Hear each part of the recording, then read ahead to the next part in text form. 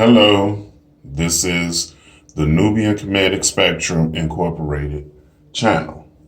I was just sitting here pondering because this has been a inspiring and a revealing past week. Um, Besides the Black Lives Matter organization, I'm grateful of a shout out to Kwame Brown. Shout out to that brother. Shout out to Yugmouth in the same sense. Thank you, Yugmouth, for bringing up the Mama's Cooking. And D Money, thank you for bringing Kwame Brown to my attention. And peace and love. I'm inspired by my brother, Kwame Brown.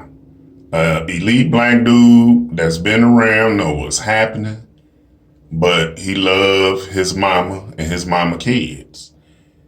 We love our cousins and our uncles and our aunts and their kids, but we gotta take care of our mama and their kids first. So I appreciate my man's putting our Black African ADOS community first. But also I was pondering, because for years, like so many others, but I know I've been diligent and consistent with questioning a lot of hypocrisy within the Black community, particularly the pro-Black community. And questions come to mind like, how does Dr. Claude Anderson feel about Slow Joe Brown? I wonder what would their comments be, both from and since their past to currently, particularly after so many pro-blacks like myself been urging a lot of Dr. Boyce Watkins and Tariq Nasheed followers not to follow them because of hypocrisy, not because of their legit business, but hypocrisy, even though I question that Ogun juice and the fact that Professor Smalls co-signed that and he's an Orisha, respectfully. And I love the teachings of Dr. Smalls from what I've observed. I consider him my Jatna.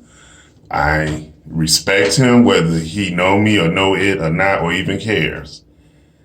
And this really isn't about that. This is about hypocrisy. And if you are a leader amongst us and we follow you and things are questionable, I think that we need to, or people need to give an account.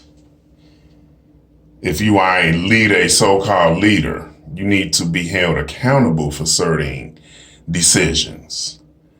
But back to Dr. Boyce Watkins and Tariq Nasheed and hypocrisy. I just wonder how women support Tariq, other than all they have to do is go to his other channels other than his Tariq Radio, all his other channels.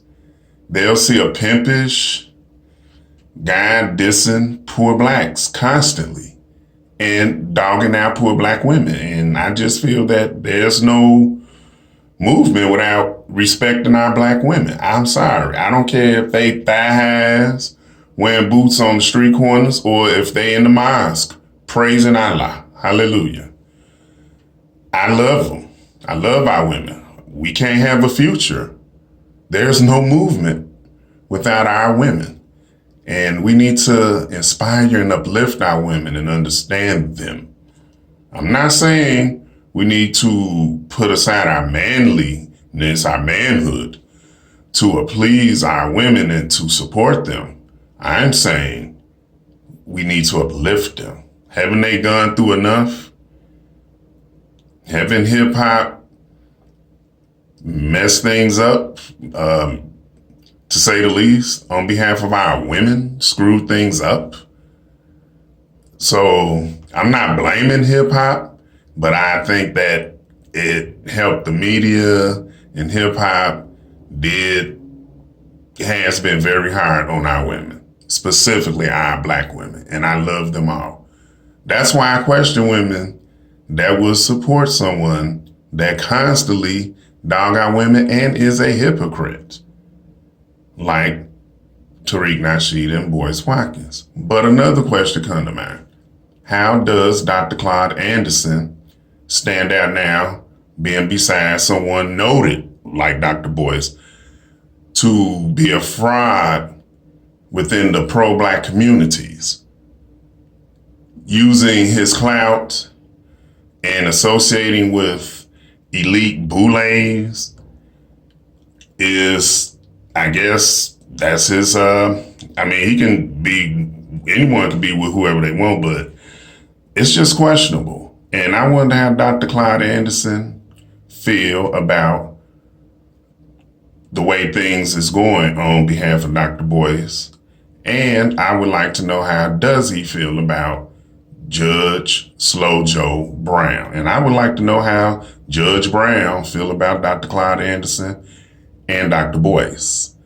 See, I know, and I'm learning a lot about history, and I'm knowing this. Jewish people, and all y'all have to do is study history, always invested on both sides of the fence. They voted on oppositions. They voted both sides and invested both sides. And I'm saying that to say this, that teaching and that, how can I say, that white apple effect has really been a curse for our black people. And I'm just wondering, how does that work? And I'm wondering, why don't some of our so-called scholars and leaders aren't held accountable for certain things that they promote and portray? I'm not hating on nobody changing their life for the better, but still, coming in through the side door is always suspect to me. And again, hypocrisy is a big, serious issue within the black community. I'm just wondering, anybody have any questions or any comments? Please comment. Thank you.